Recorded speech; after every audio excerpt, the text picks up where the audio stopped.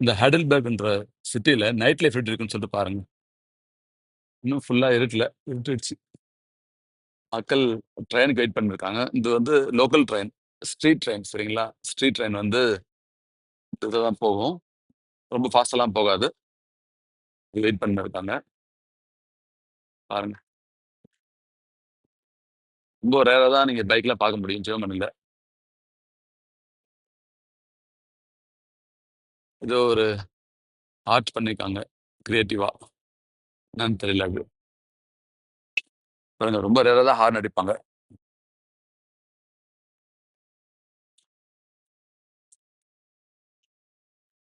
ஒவ்வொரு ஊருக்கும் bus colour வேறுபடும். ஒரே மாரி இருக்காது.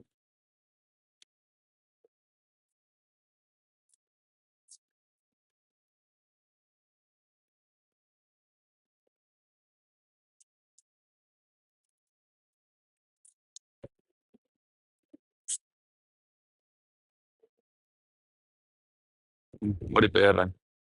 மோஸ்ட்லி பஸ் எல்லாமே பஞ்சுவலா இருக்கும். சொன்ன நேரத்துக்கு வரும். ரொம்ப ரேரா தான் வந்து ட்ரெயின் டிலே. இப்போ கொஞ்சம் ட்ரெயின் டிலே அதிகமாகுது.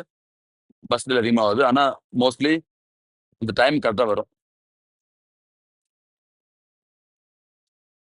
இதுல இருக்கு பாருங்க. இதுதான் ஸ்ட்ரீட் ட்ரெயின்.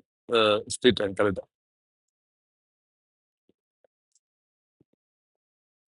ஃபிராங்க்ஃபர்ட்ல வேற மாரி இருக்கு. இங்க வேற மாரி இருக்கு பாருங்க. ஜெர்மனிக்குள்ளே டிஃபரெண்ட் டிஃபரெண்ட் கம்பெனிஸ்.